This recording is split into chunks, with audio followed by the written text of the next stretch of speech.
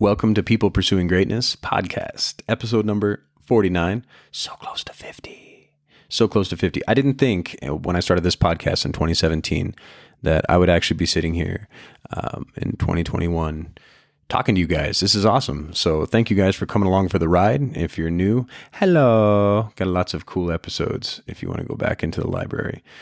Today we're joined by Christian Gonzalez and Patrick Ryan II. These two gentlemen are Jedis in specific arts of the health discipline. So Pat, as you guys know from previous episodes, and if you're new, he is a personal trainer, a very successful one. And I say successful that he has great turnouts for his clients. So he's in the Albuquerque area. You can find my man at aware.training.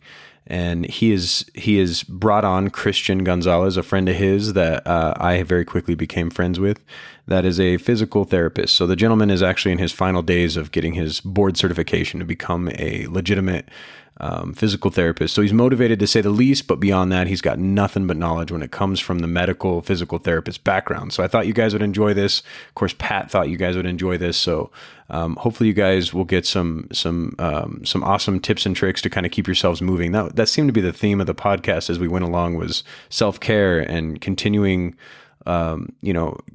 care that ultimately adds to longevity and aging with some grace. Like we even talk about in the episode, it doesn't sound very manly, but you don't want your back to hurt. You don't want your knees to hurt when you're even in your 30s, leaning towards your 40s and north of that, right? And what mindset does it take to kind of get to that point where you're humble enough to ask for help when it comes to injuries or pain, or even just going to the gym and working out, like maybe you don't know what the hell you're doing. We've all seen those crazy YouTube videos of people lifting kind of, extra.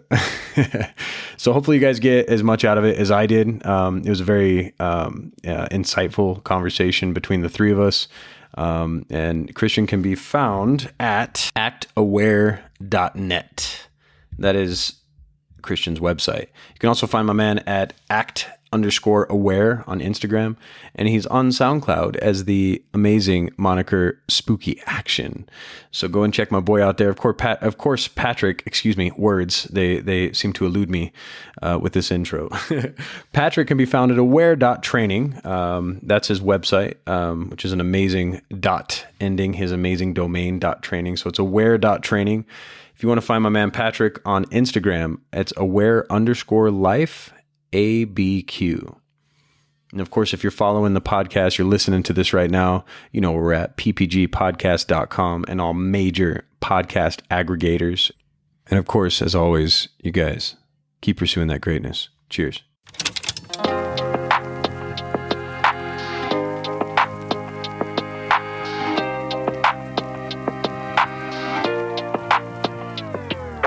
Interviews with people pursuing greatness.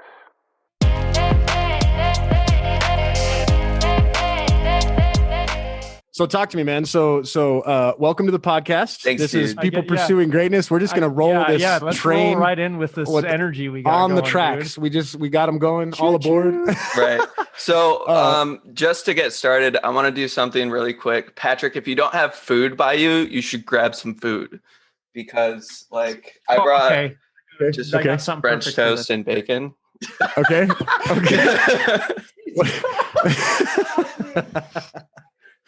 So maybe just a snack. What? We're getting our blood sugar up. Is this what I'm missing? French toast on screen right now. You can come around and look if you'd like. It's so good. It's one of my favorite things in the universe, is just straight up French toast. That's officially my favorite way to start an episode. Right there. I want you to know that. Hey, Scott, what's Christian, up? this is Scott. So Scott and I have known each other since kindergarten. We go that far back, dude. And I've known Scott probably since middle school, but I didn't ever talk to him because I talked to his brother. So I had a re-scotting later on. I had a re-scotty. And then apparently Pat and I went to school together, but I don't remember this furry. No, but you and I met through Marlin.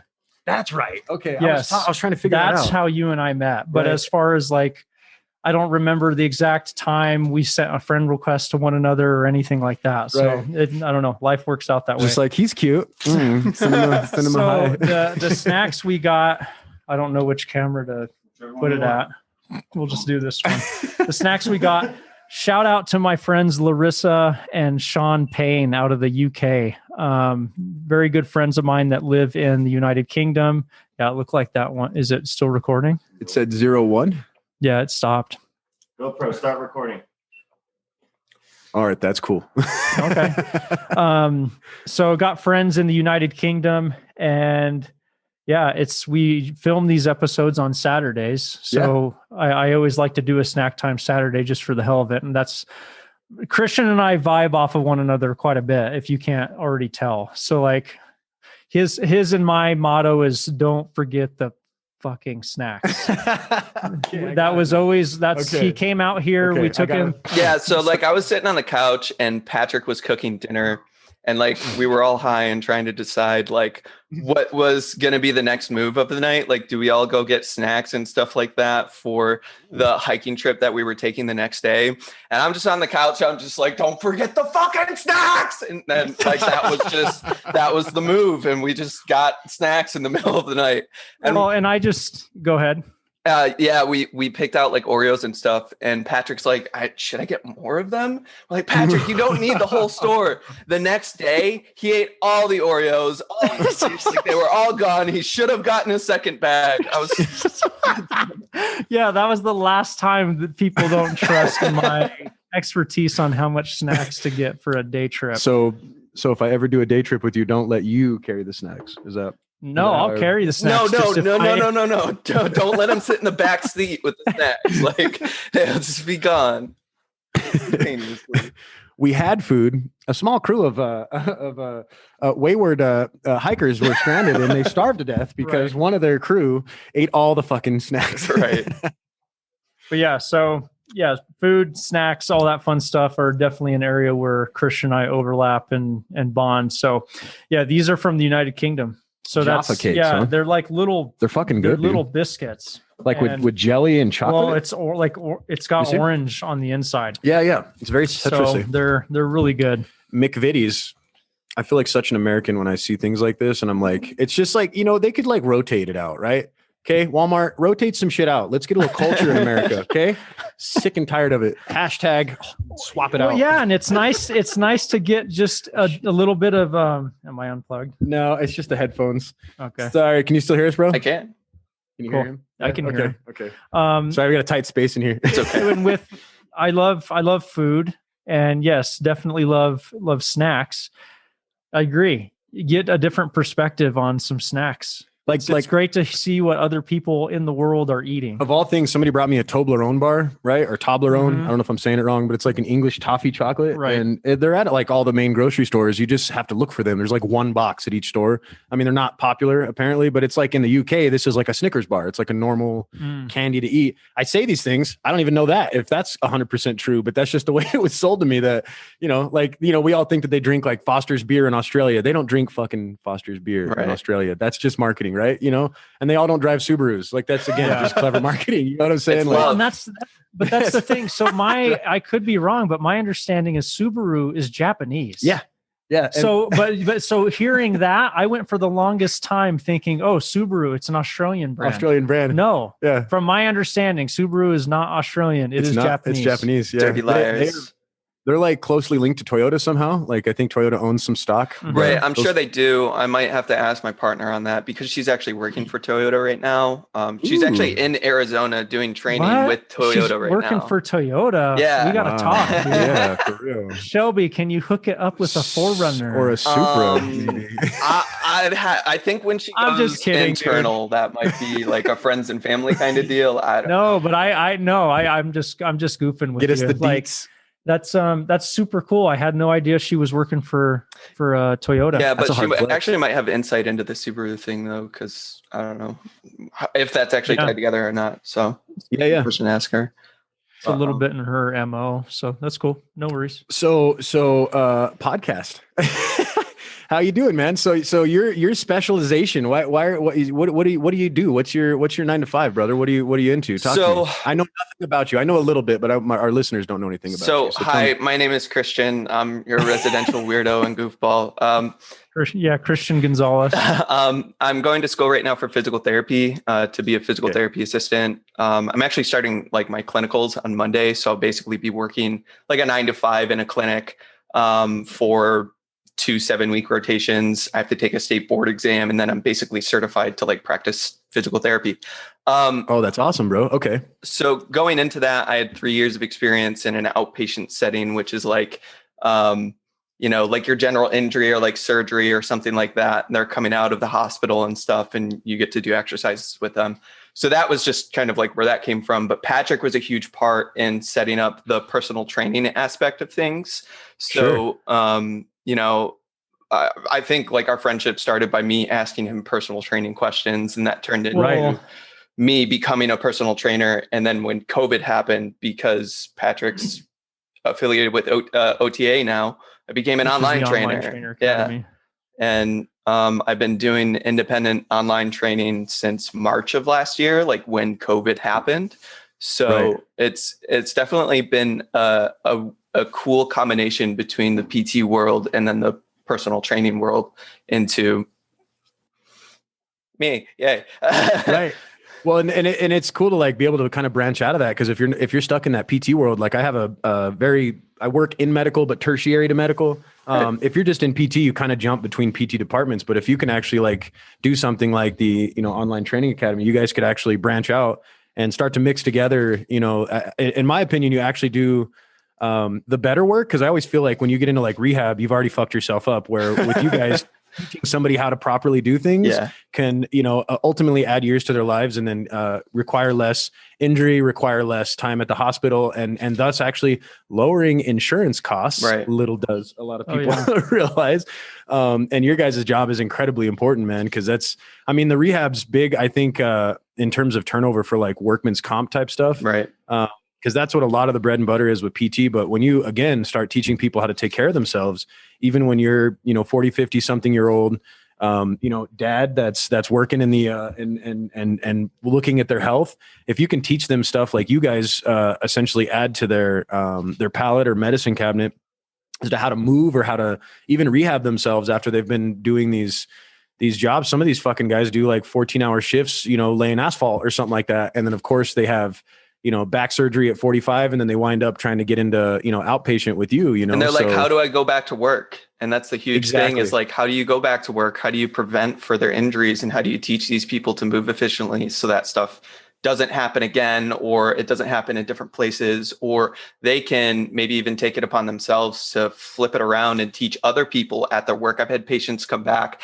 and be like, yeah, I was on the, usually it's auto workers. That was just like, we work next to like an auto plant and stuff like that. So we'd get auto workers who would come in from the line and stuff, and they'd be doing, one motion, like lifting like 8 Mile when Eminem is like lifting the hood and stuff. And he's just doing that like 8,000 times a day. And he's like, man, like why's my back hurt? You're doing a wood chopper all day, every day. Yeah. Right. So, teaching people to move more efficiently and to, like almost have a weird sense of pride in like who we are and how we're built and what makes us up is like, I feel like a weird like Steve Irwin passion for it, like in the same way that he's passionate for wildlife conservation. I'm like, look, like learn how to move and control this thing, because this is like what we have to work with. If you don't know how to move it or use it, that's kind of like just functionally an issue. Human primal kind of level. So yeah, I think it's cool how it just, it falls over and rolls over into different parts of life too. That's amazing, dude. Yeah. Cause and it speaks to like, that's what Pat and I think try to talk about on the podcast is my interest is more of a hobby in terms of my function, but I'm now starting to creep into my 30s, and I try to still exercise like I'm in my 20s, and I start to come up against things that are not necessarily walls. I don't believe in that. And Pat teaches me to not believe in that, but more to like think about like how to just do things more strategically. It's an opportunity to learn and to pivot. Yeah. And that's relative to this conversation, that this is what fascinates me so much is I hope at the very least that we can be providing some deeper perspective for not only fellow colleagues, but clients and just everybody as a whole, that it's important to create a network that's gives and always puts the client in a position to have a referral, and a strong referral, to where it's important to know your limits. And it's so prevalent in the industry. And I feel like this is what I'm growing out of. And I feel like it's very prevalent in the big box gym industry, is as a personal trainer, you get lumped in and there's no deep nuance to it. So like, for instance, Christian's a personal trainer, but he's very, very heavy on the PT side of things. But in the big box conventional gym industry, and even myself working with dads and having more parental type niches, you just get lumped into being kind of like a yes pro, right? To where it's like they tell you just take on whoever you want to, whoever you can take on, instead of actually creating a culture of no, stop when you're not comfortable, stop when you're outside of your scope of practice, and refer out to another professional, even if it's outside of that gym, even if it means that money will not be made in the gym, it will be made somewhere else because it's for the benefit of the client. And that's what's always intrigued me so much about Christian. And that's what intrigues me continued into the future, is I want to collaborate with as many professionals as possible to help kind of what Christian's talking about with learning how to just move your body. Right. This is all we got. We got to learn how to maintain it as best as we can. And you better believe that I'm not going to be able to do and take care of every facet of your health on my own. Right. I got to build a team. We have to build a team. And that's what excites me about having such a strong friend in Christian, as well as other as well as other friends and colleagues in the industry, some of which we'll talk about tonight. Because as we've been talking, ideas have just been popping up. Like, okay, we got this. We'll be good. And I think that it's kind of cool to see your perspective too, bro, because a lot of times I'll talk about injury, and my mode is to always just to stop moving. And that's just been taught into me. Right. Whereas I think a lot of people can attest to the fact that even as a, like, you know, I don't want to try to make this sound like some sort of like gender-based thing, but as a dude, I think that a lot of times we're taught to just kind of tough through shit. Right. You know, I used to work kind of construction, and I fucked my back up one time joking around with the guy trying to, like, he had fallen the day before and had to go to the hospital because he fell down the side of like a ditch side and hit his back. And it wasn't too bad. It wasn't like ambulance stuff. He just jacked his back up. Well, the next day we were all trying to give him shit, and I tried to show off and do what he did at 23, and I landed on my back and fucked my back up just the same. Right. Oh my God. Right. And I just remember thinking to myself, I was like, wow. And every once in a while it'll kind of come back and give me a little twinge if I pick something up wrong, you know. And I really like to learn how to, how should I put this? Learn from that rather than just back off and say, you know, I'm not going to talk about it and hopefully nobody will notice and it'll stop hurting in a week. Well, yeah. And expect it to be something where it's like, oh, I'll just take off from lifting a week. Right. It's like, no, you need to go to a professional to see, like, hey, is the best course of action taking a week and just relaxing, or are there other measures that I could be taking? Yeah, this is like, why you hire a pro. Yeah, Right. there's like rationale to take time off in the beginning. Like, obviously get rest and like let swelling come in, settle down, like all of that kind of just like general immune response stuff is supposed to happen. So that's fine to rest through. But chronically, like for a long period of time, if that changes the course of how you move, you're going to have other imbalances in other places that are going to suffer in that kind of way. Like if you're not loading your lower back and your core and that kind of stuff, whatever was injured, and the way that it's supposed to be loaded, and that goes other places, whether it be right above or right below your hips or in your mid back, like that shit's going to suffer in some way because it's going to have to bear the load that the low back can't take. Right. That's something that I found out. This is what fascinates me. Yes. No, keep talking, man. I love it. That's something I found out when I hurt my shoulder. I tore my like labrum, rotator cuff and stuff in my left shoulder. And like, you know, I was looking for like surgery and stuff like that. And like that, it just wasn't happening. So I'm like, okay, what do I do next?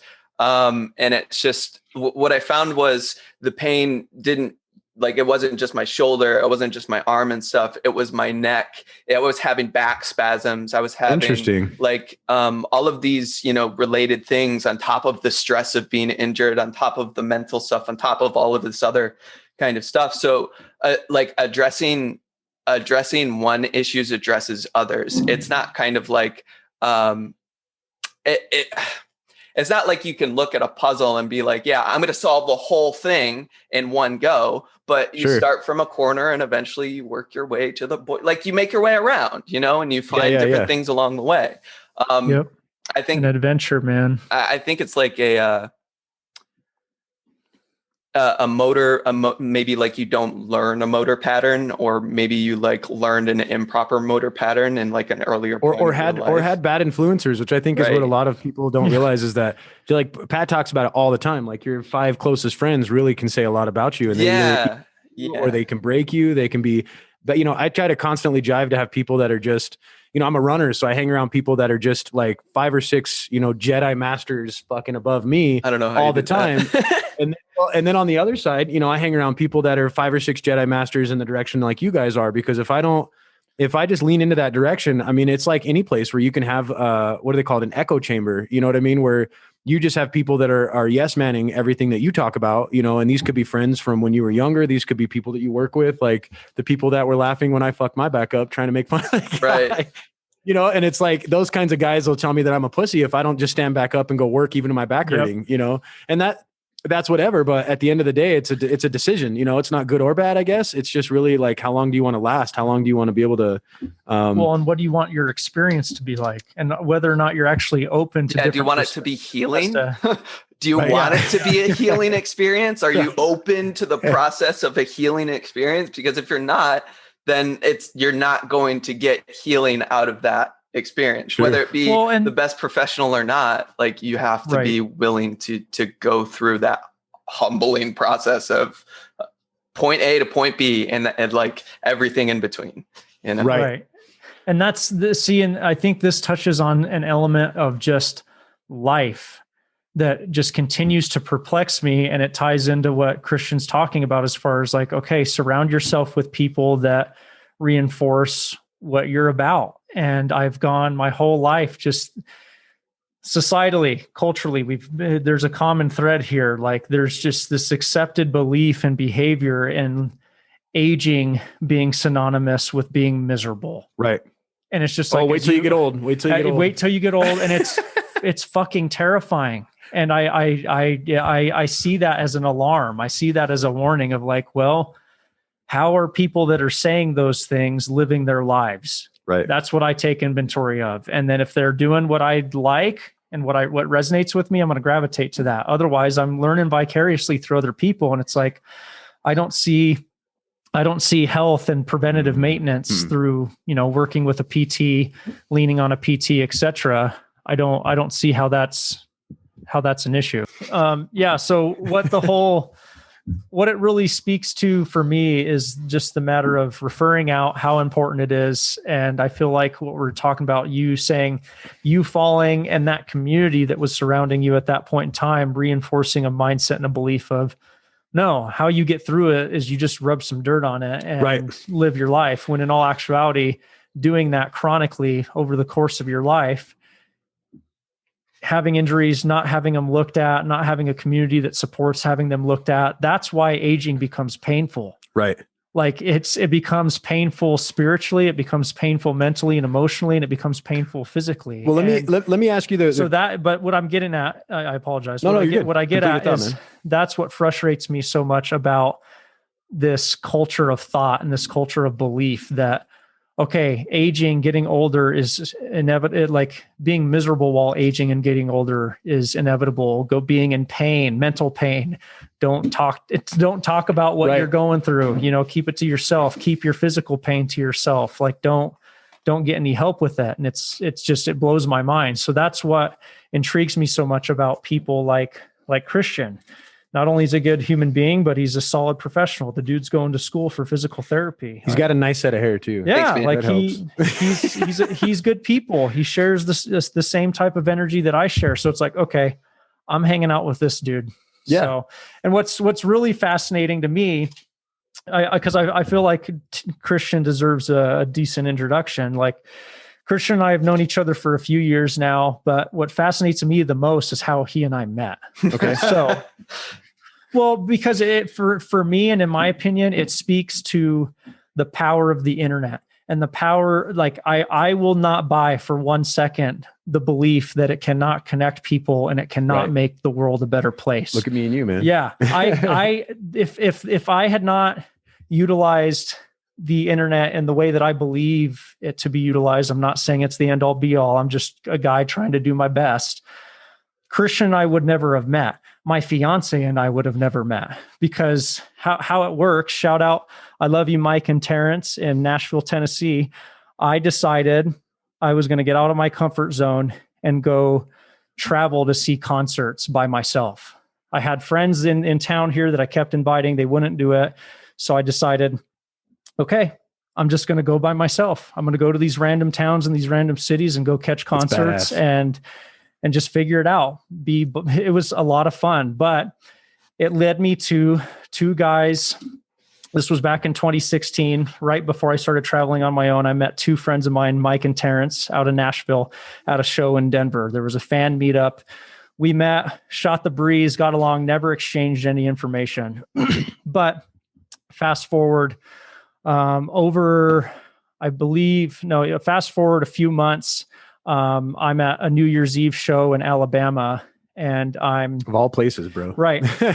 And I'm by myself walking around trying to find a place to eat outside the venue. Well, I look off in the distance. There's two guys that I recognized from like 6 months prior. Wow. And it was Mike and Terrence. And at that point it was really a matter of, okay, this is a legitimate thing. Let's be friends. Let's exchange information. And then somehow you'll have to fill in the gap there. So Mike and Terrence. So I actually met Mike and Terrence in Denver, Colorado, at one of the concerts that Patrick was at. I didn't meet Patrick that day. I just met Mike and Terrence, and I added them through Facebook. And months later, I saw Patrick on there talking about personal training kind of stuff. And it was in the ballpark of like, man, I was thinking about doing that. And he had like a Q&A kind of thing. And I just shot a question at him and he answered it. And I'm like, all right, I'm sold. This guy's cool. And just send him a friend request. And then I'm sure you also complimented his fabulous head of hair. You didn't have the hair then. No, huh? I don't. You had the beginnings. It was the beginning of the hair. He did have the beard. It was this definitely hair, not the beard's been around for a little bit. Yeah. So during that time, I didn't care. Like I had like the hipster like man bun for a while, and it like my head was pretty much shaved all around. But then I was like, okay, I think it's 2014. I didn't have a beard. I didn't have long hair. Those are two things. He threw his Jinkos in the trash. He said, I'm not doing it anymore. And I just decided I want to have a beard and I want to have long hair. Hell like yeah. I don't care what other people think. I've wanted to for such a long time. So I went for it. But the point is, I liked having the long hair at the bun, but there was awkward phases as to when the right time was going to come to just cut everything the same length. Right. So, there were times where I looked a little weird. Oh yeah. Because the hair was long up top, but I just didn't care. I was like, at some point in time, it'll get long and it'll all even out. So yeah, it was during that time. I was doing a weekly series it was called Ask That Weird Bearded Guy. Right. Yeah. Yeah. People I'd go live on Facebook and just answer their fitness and health related questions just to help them out. That's awesome. And yeah, that's how Christian and I met, because I remember him shooting comments in those videos. Yeah. And then fast forward to what was it? 2018, 2019, something like that. I flew down to Albuquerque, and that's when we went on our big hiking trip and hung out and all that kind of stuff. We went to Meow Wolf and a bunch of cool stuff in Albuquerque. So hell yeah, dude. Random. That's really cool. So do you feel like he kind of helped push you forward on your path towards the PT thing?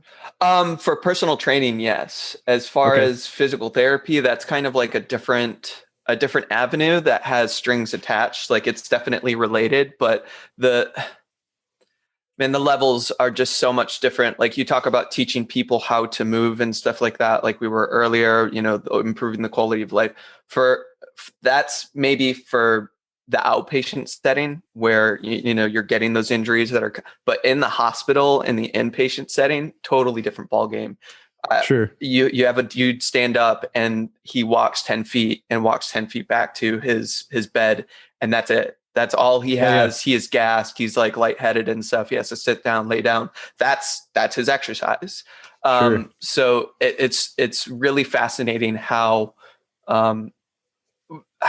specifically like diagnosis and patient related it is, depending on the level. And same thing kind of goes for personal training, but it's for more like a different more function. Focused. Yeah, there's a different function there. Got you.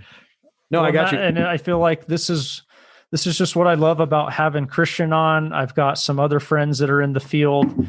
It's a holistic point of view, in my opinion. Yeah. And it's seeing how Christian or myself, or say, shout out Andrew Nez of Aurora Sky Massage, like massage therapy, mental, psychological counseling and therapy, Sure. like all these different wings. They're part of the same body. Tools in the medicine cabinet. Yeah, Tools dude. in the medicine cabinet. I love how you said that. And we man. need more people to have more exposure to it, and less misunderstanding of like why physical therapy is so important, and why it's totally okay for somebody like myself that has people thinking that I can help them. Like I had a gal reach out to me wanting help with coming back from an ACL injury. That's not my wing. Right. I'm not, but a lot of personal trainers, whether directly or indirectly, are taught that you just take whoever you can on, right? Because you need to get clients, you need to make money, yada, yada, yada. Well, first and foremost, the client suffers greatly. You end up making their injury worse, or at best, nothing changes or nothing happens. But just refer out to a pro that's going to get that specific type of work done and get it done well, as opposed to maybe working with me and it taking me 6 times longer because I'm having to go outside of my your knowledge, deeper scope to try and research that and learn that. Like I would be doing the client a disservice. Yeah. So, but for me on my end with an ACL reconstruction, I'm asking questions like, is it post-op? Is it pre-op? Are you in therapy right now? Like obviously, so it's not obvious, but to me in my head, I hear ACL and I'm like, immediately they can't do open chain terminal knee extension. Was it just like essentially straightening your leg like that? Like they can't do that. If they do, that hurts their surgery or their injury or something like that. So in one way it's not in his, but it might be in mine. And that weird kind of like crossover you're describing is actually something I saw in my like ACE personal training, like, exam and they called it like the healthcare continuum and stuff, but it was just like the interconnection between all of the facets in healthcare, whether it be psychology, psychiatry, cardiovascular stuff, respiratory, all of these different sects. Personal training was on there, physical therapy, all of these different things. But I think it would be a disservice not to go into detail for people and have that information readily available, and like explanations of what each little niche is and what it does and how it can help you. And also what it can't help with. Like, if you're going to a massage therapist to try to move better, then you're going to the wrong place. Like they might give you a massage and stuff and you might feel okay, but they're not working on your ACL is what you're saying. Yeah. Right. See, but that's interesting. And that's where I would like to get more of your perspective and as representing a different wing. But I feel like this prompts going into deeper context around this, but I would argue in some cases getting massage can help move better depending on what kind of massage therapist you have. Sure, absolutely. And I granted, I'm speaking from the perspective of just my own experience, to where having a massage therapist that knows what they're doing work. Like our bodies are like a car. Right. It's a machine in some way, shape, or form. And taking the time to have, like when you go get your car washed, or if you wash your car, or if you do regular maintenance on your car, you're able to look at the body while you're working on it to see if like, oh crap, there's a crack in the hood, like et cetera, et cetera. I like that. That's how I view working with them. That's how I personally view working with my massage therapist, where it's like, it's a very serious thing. He's got his hands on my body and he's feeling my muscles and going through that check-in. Well, it's true. Like going through that check-in process to where if I'm working with him in conjunction with, say, someone who's deeper in, say, like physical therapy, he can communicate that over to the physical therapist and get way more detailed insight, as well as just from, this is where I'm looking for more of your insight here, Christian, like just from experience in foam rolling. I'll foam roll. I view foam rolling as a self-administered massage. And I notice I can move better. So what do you mean when you're, because am I off in that thinking and through that experience? No. Because if you're, let's say it's, you're going to do like self-massage on your pec, right? Because my shoulders are rounded forward and stuff like that. Okay. You do the self-massage and you notice you're a little bit more upright because that muscle opened up. Therefore, I can move my arm a little bit better. I can do my daily activities a little bit better in that. Sure. Okay. So there's that, but there's also the movement patterns this person has learned over their life. Are they doing the self-massage and then are they going to sit their ass on the couch and get right back to here? So it's one as opposed to that as opposed to doing that, which is fine, like self-massage, but having it be a part of a greater continuum. It just doesn't start there. That's your 5 miles an hour. And slowly getting up to 100 miles an hour to get on the freeway. It's relief, but it's not fixing the problem. You might be, dusting up the paint job a little bit, shining, buffing some stuff out, but like underneath the hood, there might be a little bit more that you're either not seeing or not using or something like that, just because that's not what you're doing in your day. You're not going up and lifting things up and down or even like you're not seeing yourself move. Like if you don't record yourself with a cell phone while you work out, please start doing that, because you will save yourself so many injuries. If you just see if That's you're twisted differently, you just gave so many Instagrammers like so much of an out right now. No, I don't care. Like for PT. Yeah, like you can show your ass off, whatever. I don't give a shit. But like, I'm totally joking. But it's the exact reason why they have mirrors in gyms. That it's not necessarily for the vanity. It's literally to make sure that you are exercising as efficiently as possible. You're developing muscle memory, whether it's bad or good, or maybe if you're lucky, if it's neutral. So that's his rationale behind a phone. I like it. And that's where the injury is going to, that's where the industry is going to continue to move, is like technology will be leveraged in such a way to where it's inevitable that it's going to become more efficient. You just wait. And I'm saying this to all the people who are naysayers when it comes to whether or not online training is a legit thing, or they can actually get help online. I say try them. If they're a professional, they're going to get it done. So, Christian talking about use your phone to record your movements. Like if you're working with somebody, that's exactly what you can do. You can do a Zoom session. You can record the movement and learn, or send that to your coach, then make an adjustment based on what they're seeing on that video. So even in layman's terms, just to like second what you're saying, because that kind of makes a lot of sense. When I see somebody walk, I can tell whether or not they're a runner. Oh, dude, I love that stuff. You know what I mean? I love that. It's stuff. Awesome, right? Yeah, I look at how people walk and the shifting in their hips, and like I feel weird because I'm like, am I looking at your butt right now? But like I'm just looking at like how their heel strikes, if the back heel lifts up before the front one comes down, and like all that stuff. That's just like PT stuff. So I work on base, and I'll constantly see military guys running for different purposes, right? I run while I'm on base as well, but a lot of these military guys are running, or whatever their affiliation is. There's just all these different branches of the military that you have these different people that have all had instilled training. They've had a lot of culture stuff. They've had a lot of, I can't even imagine. And at the end of the day, what's interesting is you see like different strike patterns for their feet is one of them that I'll see. Like a lot of guys that are in the military, they wear boots for so long. A lot of them are using their heels to hit the ground. First, that's the first point of contact when it comes down, is that's, their heel strikes. And a lot of times people would say that that's now, with the newer science that's the improper way to run. When really, I know from running, and this is the only thing I really understand better than maybe most people, unless they're in the running world, is that it really is it's an adaptation that's personal to each person. And some people that heel strike, it's not necessarily that, they may end up damaging themselves over a long amount of time. Let's say that they tried to go for 100-miler doing this improper form, but if they can do what they have been training to do, let's say if that's a 5-mile PT run for being that military run and they do that on their heel, their body probably could have adjusted to that. But I can tell when it's hurting them or they're just not in a comfortable place when they run because they're not realizing their form is that problem. That's the thing that's causing the pain. Right. And maybe I'm tangenting a bit, but that can trickle down to people just walking in the mall. I'll see people that walk and you can tell when the way that they pigeon toe or the way that they're just the way that they stand when they hold their weight. You know, you can tell if somebody has an injury, maybe not all of it. I mean, I'm not saying that I'm, some guru, way less than you guys would be, but I can just tell that, I've had friends, for example, that, they'll try to go for a run with me and they're like, you have no idea this, I don't know how you do it. The running hurts my knees. And, I'm like, well, let's go for a run, So we go for a run and I start talking, I guess, to them shit about their running.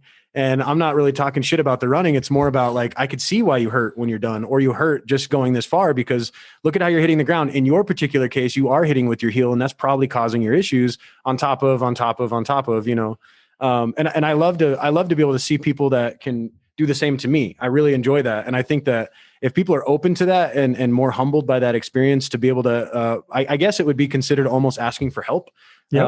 Or in the same, you listen to a podcast when you're driving to work, hello. And you hear some great advice to record yourself, while you're lifting, you know what I mean? And then you take while you're lifting, not while you're driving. Not while you're driving. Please, while you're lifting. Hey.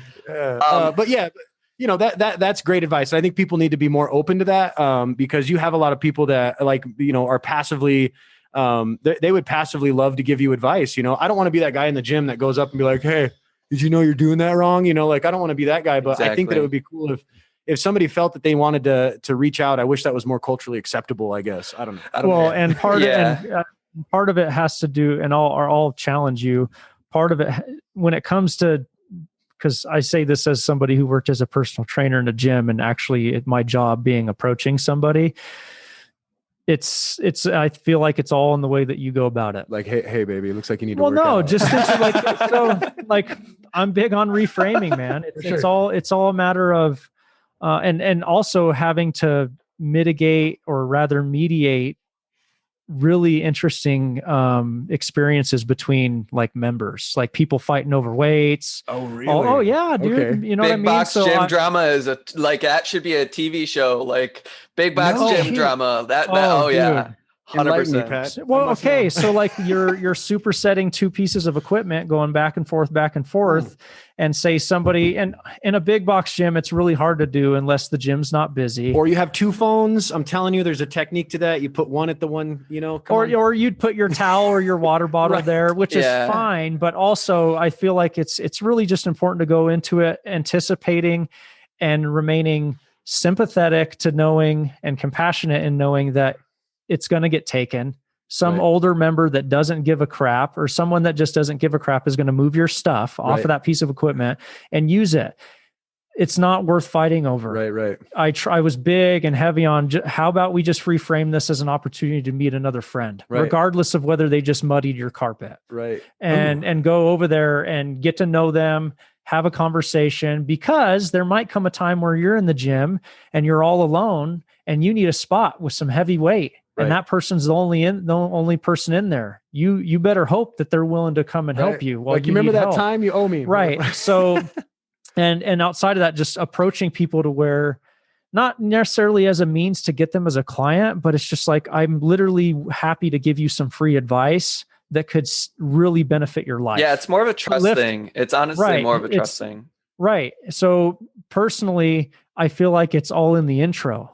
It's on them if they're not willing to take it, but you can enter that dialogue in a very friendly and positive way. That's half the reason, not half the reason, but that's part of the intention why I got the "You Are Loved" stickers made. Let's break the tension here. Yeah. Like, you're an awesome human being. You contribute to society in some way, shape, or form. Are you cool if I help you with something? I like no, thanks. It makes it less harsh of a no. They at least respect you. Yeah. Instead of it being this spammy exchange. It's like, no, I'm genuinely just interested in helping you, as well as sending some love your way. Or it's intimidating, like you said, because if you have somebody that's really trying to change their life and they're maybe heavy, or they're, it's so obvious the differences between you and them, it can seem intimidating to have somebody that's, air quotes, fit come up. And provide some perspective. Yeah. It's one of those things where, like, once you have the initial interaction, regardless of what it is, where where it's like, the superset example, or if it's, an elderly person asking you how to use a treadmill or a machine, like anything across the board, gym related at all, like just having that genuine, like positive interaction at first. And like, are those good? He's trying those cookies, bro. Yes.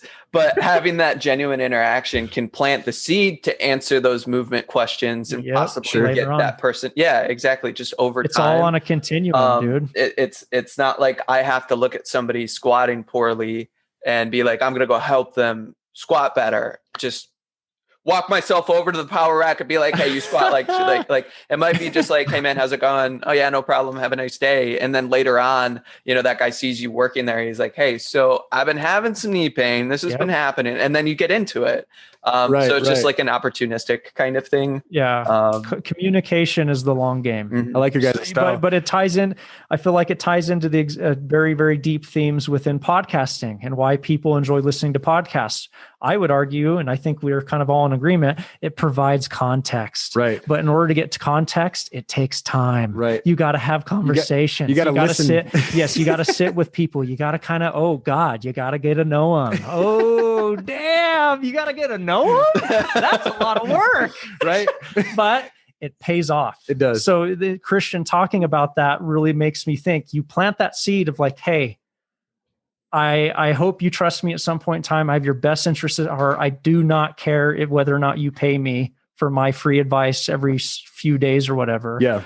But we're trying to make the world a better place. And I feel like that's a community and that's a culture that I can always get behind, as opposed to granted, I'm speaking from a very jaded view of having left a big box gym and living within that dynamic, and it just really hurting me mentally, emotionally, and spiritually, to where it's like, oh my God, how can you treat a human being as a number? Are you just mad that it was the time that you spent there, or it was the fact that you kind of contributed to the machine? No, I acknowledge that's just being part of a continuum. So well, you didn't know, right? I know I got into it, but it's part of the reason why halfway through my time working there, I decided I'm just going to start doing online training on the side. I'm going to plant a seed. And that mainly started as a means of, I saw that the current business model and structures that were in place were not doing, they were doing a horrible job of actually taking care of the client.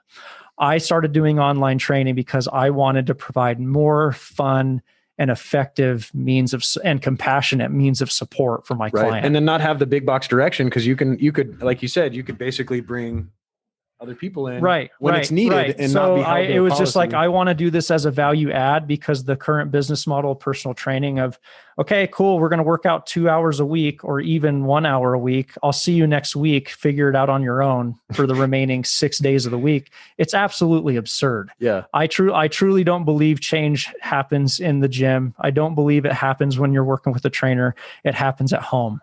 It happens at home. That's where you're spending the majority of your time, or it happens while you're on travel. And if you do not have a coach that's equipped to coach you that way, go and find one. If you're not open to doing it, I would encourage you to be open to it, because it means you're going to have to expose. Again, it ties to that context piece, context. You got to get to nobody to help them. Right. Or you got to get to know somebody. You got to get to nobody to help them. Fuck everybody, I'm out. I'm gone. But yeah, you have to get to know somebody in order to help them, dude. And that takes time. Yeah. And that's not going to happen in an hour session. I want to bring an example up from the third perspective, right? Because you guys are both basically in that industry. I remember being at a big box gym. It might be purple, it might not. And there was a piece of equipment that it kind of plays the superset angle in a way that I think is a perfect example of this. So I remember going to this gym constantly on lunch, and it was really like the only reason why I still go to the gym is really, I mean, I want to look svelte as a minx, don't get me wrong, but it's really to support my running, because in order for me to continue to move, I have to also cross train. And so so a lot of my focus in the earlier days when I first started running was just all body weight exercises. And I still do a lot of that, but at this time I was doing a lot of body weight. So one of my circuits, if you will, was to superset between a machine and then go over and do pull-ups on the pull-up bar. Mm-hmm. Well, this guy, of course, didn't know that I was doing that, some guy at the gym, and he was having a bad day. And he decides that when he was done with his 10 reps or however many he thought he was doing, I came over to look, to like wait for him to move. And as soon as he stepped away, I jumped up on the bar because it's not a piece of weight. It's something that I can, you can switch out on. And I'm like halfway through my set and this guy starts clapping his hands. Let's fucking go. And I was like, whoa, bro. And so I started to slow down. Good. And I was even like being a dick and I'd like try to do the whole like angle thing coming down. And I'm not, don't get me wrong. I did all of 10. So I'm not like a badass, but I was just like, I'm going to, number 8. Yep, still here, And that guy he didn't win any battles with me. And like, once I got down and I was like, how you doing today? And then I think he was surprised he didn't intimidate me. Right. And then in a place like that, they have like, weird ways that they handle things. So I wasn't going to get into a fight with the guy. I don't need to get banned from my local gym, right. Just for this. So I, basically just like laughed at the guy in his face and that was the end of the escalation. But it was it was interesting to me because I thought, what's this guy got going on? Like he was not really in shape, right? He's not really like, and I'm not like a big guy by any stretch. I'm laughing because it's like, this is how fights start. Yeah. Like this is exactly like over bullshit. Right. But this is what just perplexes me about this whole dynamic is everybody in the gym, including myself, like you somehow believe that this person's going to be able to read your mind. Right. Like this is what's ridiculous. People are wearing headphones. You can't hear there's these communication barriers just based on that. There's loud weights banging all over the place. Right. You have to stop, take a deep breath and have a conversation with somebody. Like the environment in and of itself is tense. Your heart rate is up. Your blood pressure is up. This is where and just in general. Well, yeah. Like, yes. And this is, I feel like in a very good way, this is where people are letting out primal aggression, primal human aggression. It's freaking awesome whenever you feel that high of just like, Jesus Christ, I feel like I could break through this wall right now. It's great. Smell the adrenaline in the air. So is it any surprise why people end up fighting at the gym over stuff that requires, you got to tone it down. You got to take a little bit of a deep breath. You got to let your heart rate lower a little bit. You got to take your headphones off. Yeah. Be cool, man. Yeah. Be cool and have a conversation. This person's your neighbor, but people don't, that's easier said than done. Right. That's an art in being able to do that in some kind of effective way in an environment where it's just like, no, I'm going to let out my demons. Dude. Right. And there's some guys that are going there to let out the demon for the day. Maybe they had a fucked up day at work, and I'm going to assume that because when I started using the gym to do that myself, it eventually caught on that this was like, it's a therapy thing. It's not, I would work, and this is a tangent, Christian, into a question that I have for you. I would work out so hard that I was exhausted, and I can go back and I work at a desk and I could just be exhausted and lay on my desk. And I found out that I could start to injure myself pretty quick doing that, trying to do that with running. So when I figured out I could use the gym as a tool and across the board, my mind as well as my body being therapized. Is that a word? Therapized? I don't think so, but like that sounds like therapeutic, like pie when you eat it and it like makes you feel better. Therapized. Oh, dude, that is so great. Next time I eat pie, I've got pecan pie frozen in my freezer that my mom made. It's amazing. Next time I eat a slice of that pie, it's the therapized. Therapeutic. Therapeutic pie, baby. So when I was starting to eat my therapy and it was doing me some justice at the gym, I noticed that I had to learn a lot more pretty quickly about limits of lifting compared to running. And I've heard some different conversations on this and I've asked Pat this before, but I kind of want to get your take and kind of meld this together.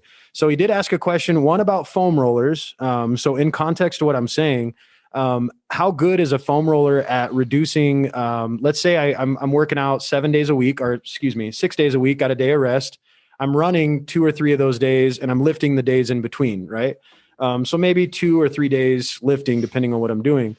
One, is it considered bad practice to continually be sore and continue working out like that? Like if I lift today, I run tomorrow, and then I lift on that next day, I'm sore and I almost feel like I could make a decision to not lift. Being sore like that, is that a sign from your perspective, I guess, from a medical perspective, should I say, that you should wait longer? I'm trying to cut the cheese here, trying to get into at his facial expression. Okay, so I'm not a doctor, but I'll say this. All right. Couple of things. Yeah, because this is where it's like and Christian, don't hesitate to correct me if You're I'm not wrong. a doctor? Yeah. Wait, stop the cameras. But I think, but regardless, I think this is great to provide perspective to the listener, because this is how you get into nuance of understanding who does what and why. So Christian is very much, he's much farther on the medical-esque or scholarly-esque continuum. I call it patient than I am. education. It's just patient Perfect. education and physical Well therapy. said. You're educating the patient on what you're doing, why you're doing it, how you're doing it, just all that stuff. So when it comes to foam rolling and soreness and that kind of stuff, is it bad? Is it that? No, not really, unless it's bad. If it's getting in the way of things, if you're injuring yourself because you are sore all the time, then why are you sore all the time? Sure. Okay. You don't, that's not worth it. That amount of intensity to push harder and go, 1% more for that much soreness over how long are you going to do this? The rest of your life? No, that's not worth it. So just like take intensity down a little bit. But that's the thing, especially with men, they will do that. Right. And then I'll work with older men and they're complaining about being in pain. And I'm like, well, we should probably take off lifting. Right. And we should do a little bit of mobility work, and maybe you should take some days off and go get a massage, get your fucking nails done, like something, dude. That's another. But actually relax and give your body time to recoup. People don't take the time to acknowledge that. Ladies and gentlemen, anybody watching this, just stop what you're doing and please pay attention. Your rest is the most important workout. It's more important than lifting. It's more important than running, period. End of story. You're not getting enough sleep. You need to get enough sleep. Don't go harder in the gym, go harder in bed, like something, and get more rest, because Scott's losing his mind.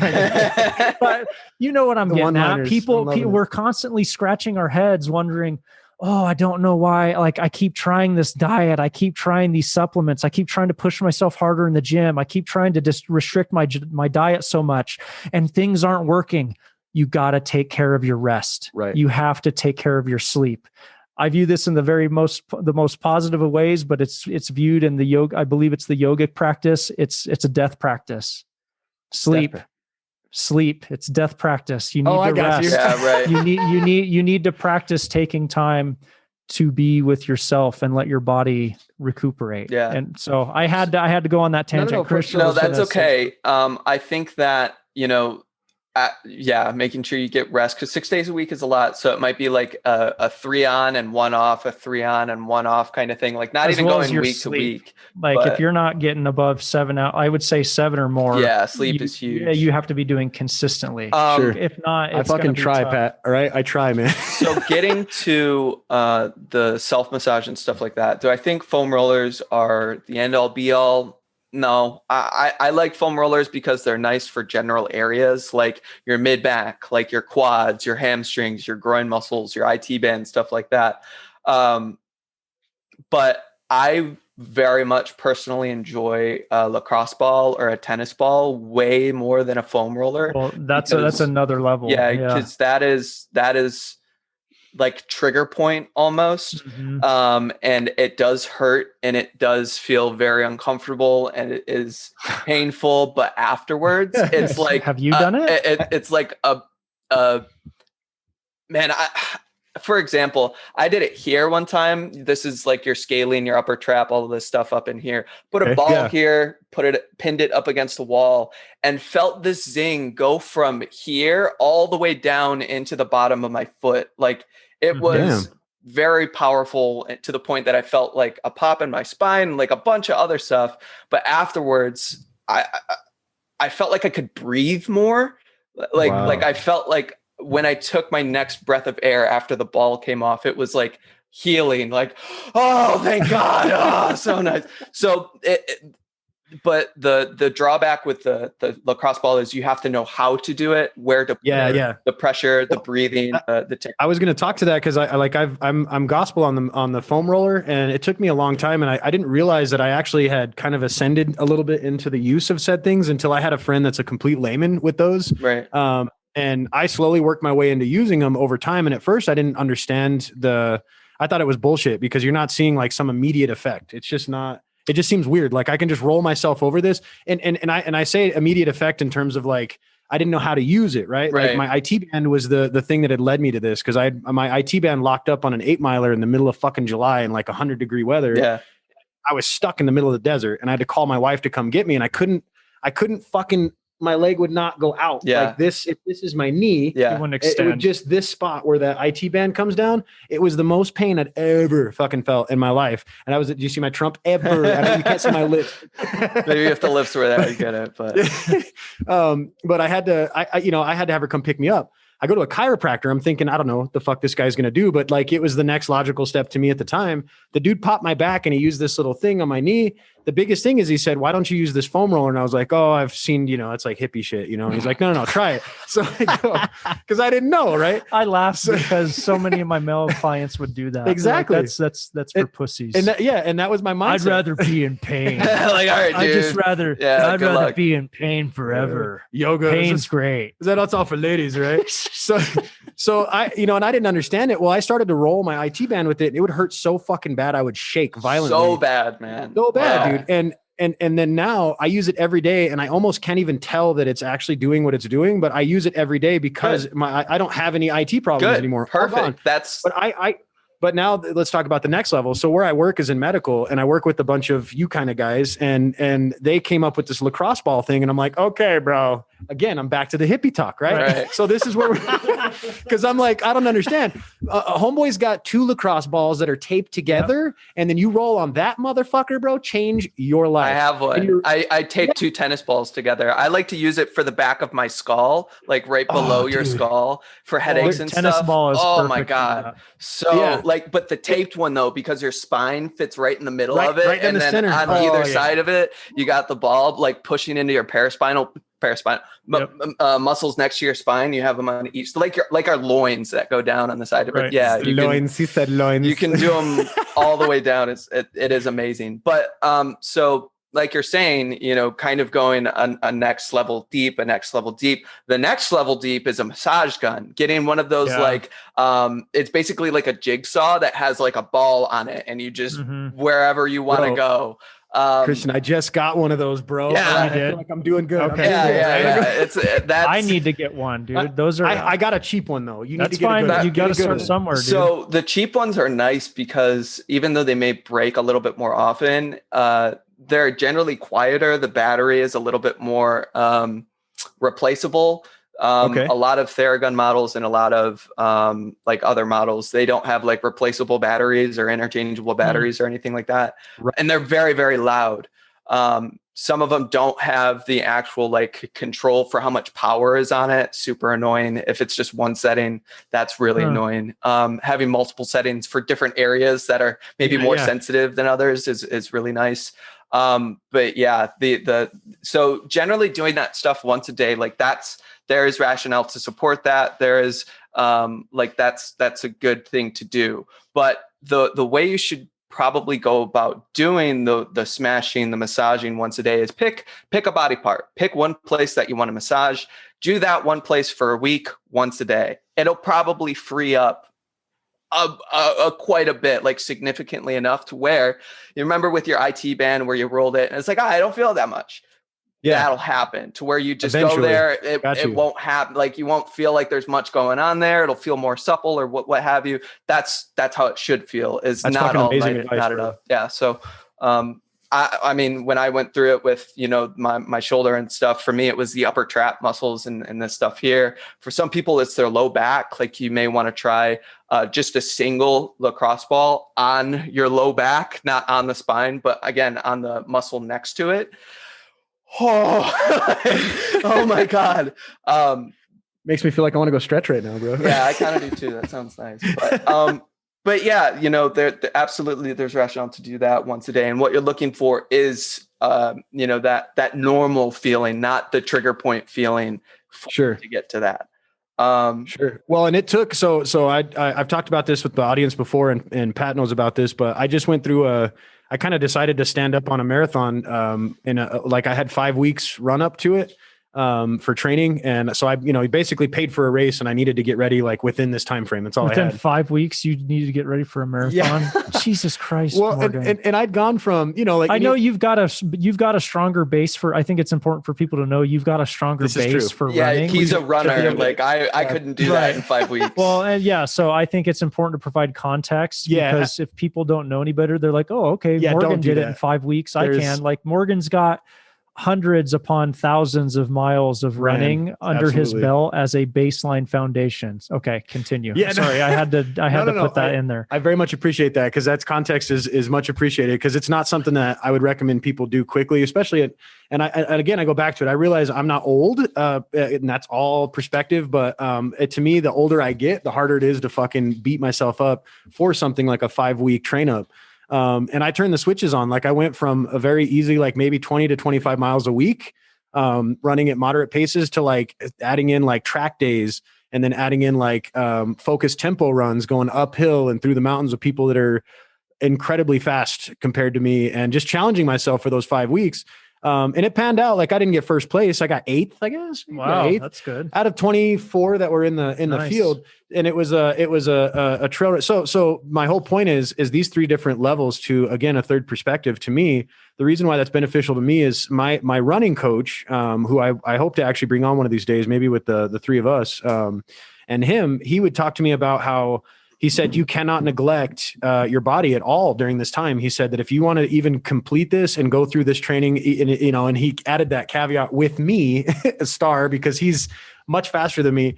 He said, you need to make sure you're fucking rolling. You need to make sure that you're using your lacrosse ball and you're using and he had actually turned me on to the Theragun. And again, I thought it was kind of glitchy. He even has the compression pants that you pull on and you press a button and it airs them up and moves the circulation. Again, another level.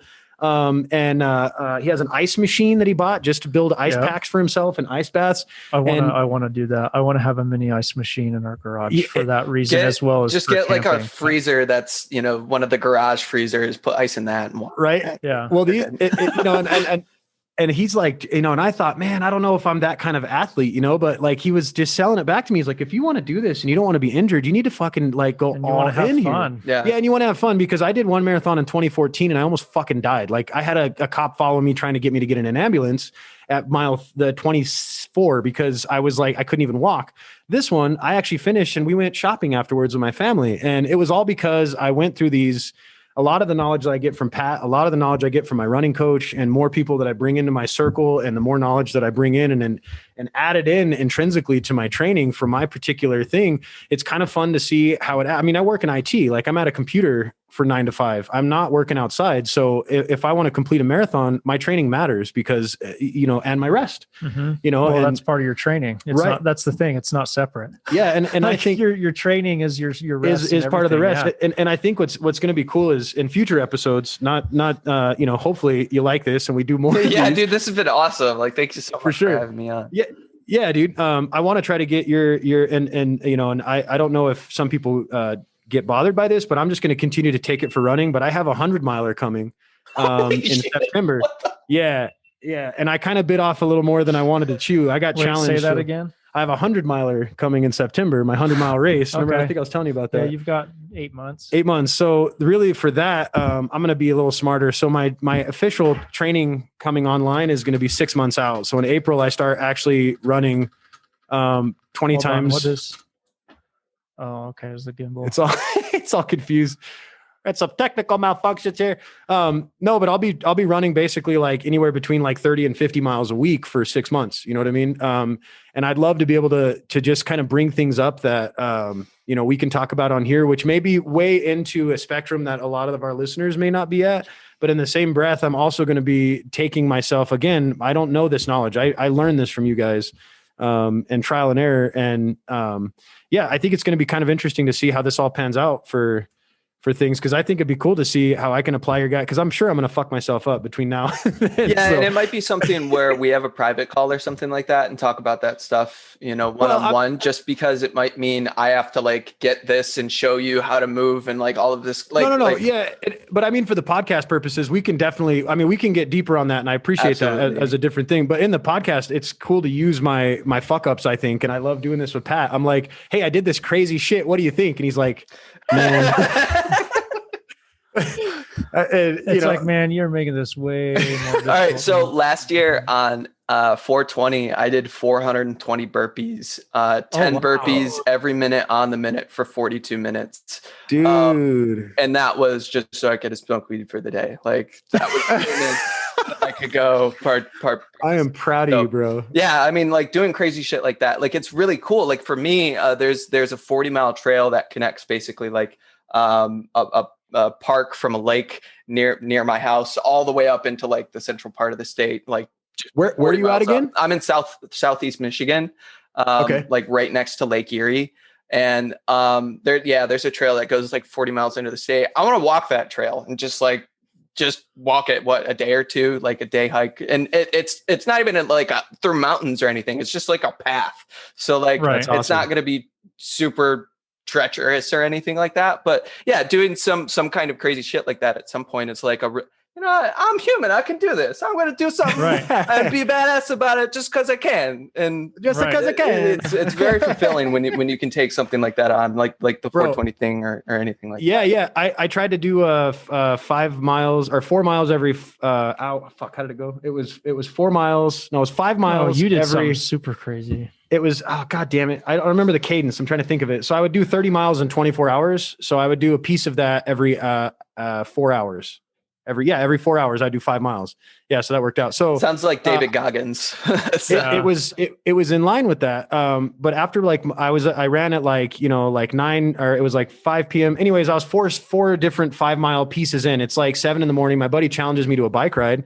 And I've talked about this story before. I go on Dragon's Back, which is that crazy place that he's got video from him going and as well as some friends of mine that have gone and done it. And it's this awesome 11-mile bike ride thing. Well, we rode it on bikes and I go all the way down, all the way back. Then it was time for my next circuit, which would be miles 20 through 24, 25, whatever it was. And so I get into my running shoes and I go to take off and I hadn't been eating properly and my body actually bonked and my legs started to give out from underneath me and I was stuck out on the fucking Dragon's Back somewhere randomly. And like, I'm trying to walk and my hamstrings and my everything is just shutting off. It would not hold me up. And I'm just like collapsing to the floor. Right. And I felt like those guys you see at the end of those Ironman races, when you see them just like fucking spaghetti trying to walk and people are coming up and like carrying them and shit like that. So I fucked up many a time. And, that was right before, actually, that was the earlier in last year before the marathon. And I had that very fresh in my mind when I started training for that marathon. So I try to not fuck up, but in the same breath, like I bounce shit off Pat like that. And then he's like, bro, well, you already said all the problems. You said you didn't eat. You said you didn't, right. And I need that. I need that bounce back. Cause otherwise it's an echo chamber. Like I'm just not tough enough. I could have said, you know what I mean? And I think that kind of encapsulates kind of what my idea is for what we could do in the future is just kind of bouncing shit off in the podcast and talking, you know what I mean? When it just creates it. Go ahead, Christian. You said you were in the, working on base. You said it was a military base. Were you in the military? I was not. Okay. All right. Just random question, but go ahead, Patrick. No, you're good. But it just, because otherwise, if you don't get your stuff addressed, obviously the sooner the better in whatever way you feel like it needs to be looked at. The human condition is only going to get more difficult. But like what you were talking about, if you don't, you can look at this on a big scale of just people's lives, or you can look at it as through a small scale, but you have to understand that they're all interconnected. So you talking about, you said it yourself, all the things that you needed to do a little bit better on that last run you did. Right, if people don't know better, and again, I would continue to venture to the space of as long as people are willing to adopt an open perspective, be humble, essentially. Yeah, an open perspective with curiosity laced all the way through it. Your experience is otherwise going to turn into you just thinking running or it's not for me. It's not for me. I did it and it was horrible because X, Y, and Z. And it's like, no, the intention was not there to the level at which it probably needed to be. Right. Preparation was fucked. Right. And I say the same thing relative to life.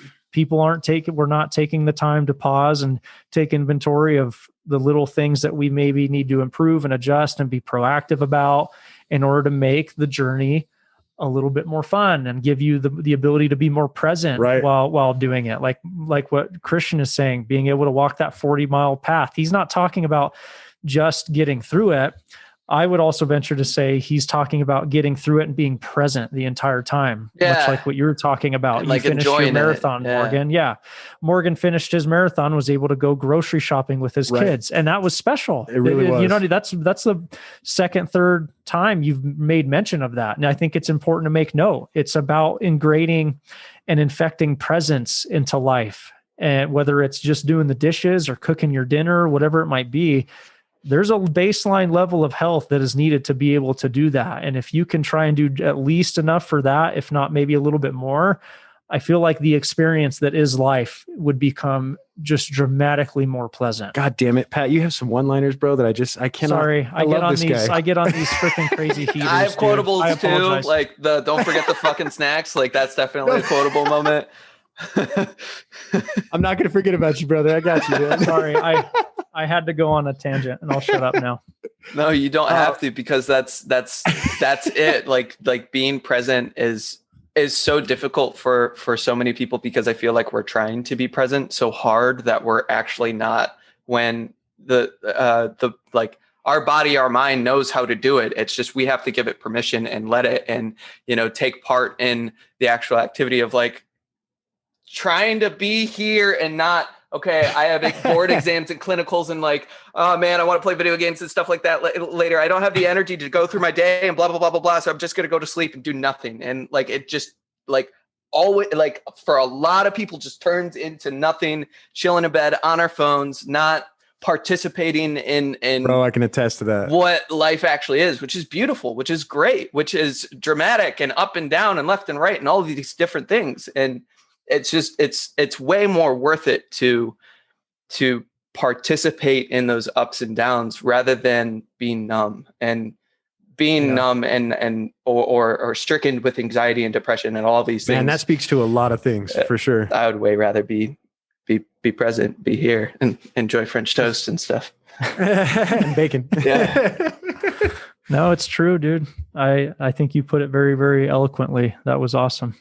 Well, what do you guys, do you have any closing statements for us? Anything that you feel like we didn't cover, brother? I definitely want music. What you got? Patrick, what's up? Talk to me. What do you want to talk about music wise? Okay. Christian's holding me accountable. So, yeah, I'm not saying this as a professional endeavor. It's more as just a means of expression and being able to just vent and have a means to have fun and have a hobby. I'm going to learn how to mix music. Yeah. Yeah. Like, and Christian produces and mixes music, so he knows his stuff. And I know well enough to know that, okay, if there's something that is going to bring more joy and passion into my life and serve as a positive outlet, I shouldn't keep that to myself. Right. So I threw it out to Christian, knowing that he'd help keep me accountable and help build out like part of my office to where I can going all in. Okay. Oh yeah. I want to be able to do work at my desktop computer. And then if I want to take a break for an hour and just play music, I'm just talking, I want to be able to just hit play on a song and then blend it and transition it into another song. That's awesome. That I have or that I see, and just be able to have fun with it. Yeah. Because it ties back to when I was in college. I didn't do it expertly well, but it was a means of engagement for me. In college, I didn't drink, I didn't do any substances, any of that. So parties were very hard for me. And the best way for me to be a part of the party was like, screw it, I'm just going to play the music. Oh, that's awesome. I'll play the music. People enjoyed the music I played. People still enjoyed my taste around music. Your dance parties? Yeah. So I just want to have fun with it. And I'm going to lean on somebody like Christian to awesome. help me with that. I will say, like, I totally understand the gratification that you want out of just being able to control when the next song comes in, what the next song is, like, because Spotify doesn't do it. Like, Spotify is not, it's great for the everyday commute and stuff like that. But when I'm at home trying to vibe and chill and stuff like that, and I want to participate in the process I'm enjoying, being able to have that power and that freedom is. I miss I miss the fade-ins, like you get the DJ fade-ins, Google Music is what I use. And when the service first got released, they used to fade between songs and you'd have one fading out while the next one would come in. And it was just that little tiny thing that made all the difference. Now it's cut and dry. It's right as the last song ends, then it kicks to the next one, which is all those streamers. It's all about now. the transition, man. It's all, and I feel like that's an art in and of itself. Yeah. And that's just what I want to play with. I did it a little bit, but I'm bummed that I didn't keep with it when I was younger, just to continue fiddling with it, because I would be in a much don't more be bummed. You're doing it now. I'm glad I'm doing it. By all means, I'm not going to a place, but it speaks to a very, very important theme in my life. And what I try to convey to everybody who's willing to listen to me run my mouth is like, if there's something that you've always thought about doing, and you were worried about what other people were going to think if you did it, or what life would be like if you did it, you need to go do it. Fuck yeah. We're all going to die, dude. I want to know by the time I'm ready to croak, whether it's tomorrow or long into the future, I want to be able to look at what I've done and what I've tried and be like, you know what? I loved what I did. Fuck yeah. Regardless of how much money I made, etc. So I'm going to learn how to play music. For me, I want a bobcat. That's I want a bobcat. That's that satisfied. I just want a bobcat and my own plot of land and just move dirt from point A and just set it at point B. I'm just perfect answer. Big sandbox. Life is complete. Yep. So if we're going to talk about tangenting, one thing I've always wanted to do with this podcast, which I've never been able to do, which we might be able to find a way to make this work.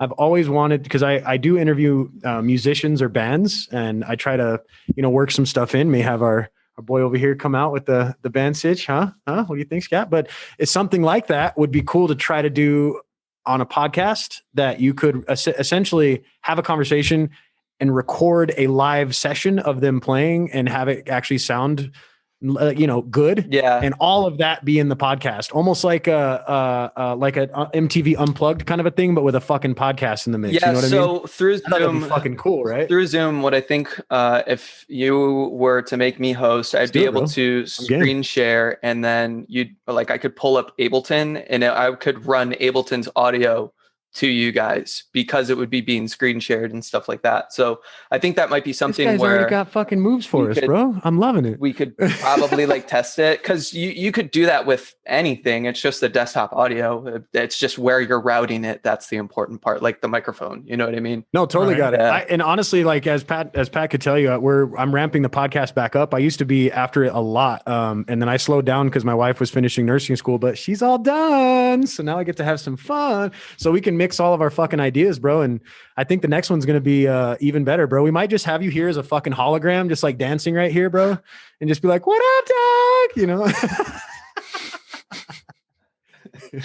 Well, brother, I appreciate you, man. What's a way that any of our listeners can follow you, or websites? What do you got? What are you working with these days? My website is aware.net, ACTAWARE.net.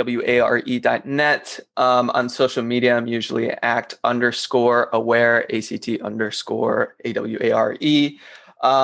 You said usually. Do you have another moniker that you are you actually the real Donald J. Trump on Twitter, and you're not telling us? Is that no? My alter ego is Spooky Action, Spooky X Action on SoundCloud, and Spooky X, I think it's Spooky X Action on Twitter too. That's what I make music under. The Spooky Action is just that kind of project and what I've called that. But yeah, that's me. So quick question, Christian, on the names. Where'd you get Act Aware or Action? Is it Action Aware? Action Awareness is the name of the business. That came from, obviously that's 100% influenced by you, Patrick, because yours is Aware online coaching or Aware training. I didn't know that. Okay. There was that was kind of what I started with. And I'm like, but what is it? What is the me part of it? And when you're aware of your action, like you're aware of your movement, just something changes. Like you bring and facilitate awareness and presence and positivity and all of these different things by improving your movement and improving the way that you try to live your life, or your eating or your sleeping habits, or all these different things that are tied together. So it was just kind of like take action and be aware of it. That just kind of came together. Spooky Action actually came from my buddy Joshua. We were trying to make a PlayStation 4 gamer tag name, and he just shot it out. And he described Spooky Action as quantum entanglement, which Einstein observed as Basically, if you have like atom A, atom B, and distance X, regardless of how far apart those things are, when you measure them or when you observe them, they instantly become the same thing. They instantly change or, will align themselves to be connected in some like quantumly entangled way. So making music under that and sharing sound to like, it's kind of like you're sharing that same kind of connection. I'm over here, but you're feeling what I feel through this kind of like sonic projection.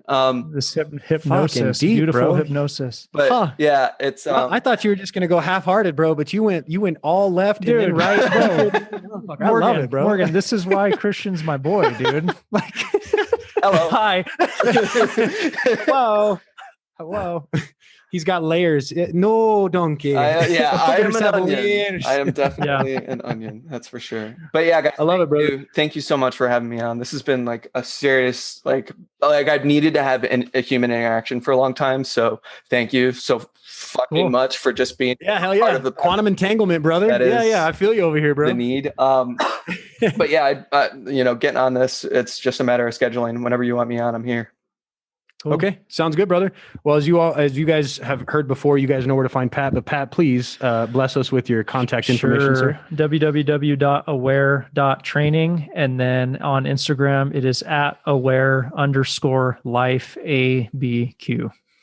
Sweet. And then we got PPG podcast, but you guys are listening to the podcast, so apparently you know where it's at. But People Pursuing Greatness is also photographed, videographed, and edited by Mr. Scott Maron. Scott, is it at Scott M Photos? Is it Scott Michael? Scott Michael Photos. Well, that's right. It's the sexy one with the signature, huh? Scott Michael Photos on Instagram. Yep. And then, of course, all the links will be in the description. And I'm going to probably, with my super long intros, I noticed they're getting out of hand. I'm going to try to keep my fucking intro down to like 2 minutes.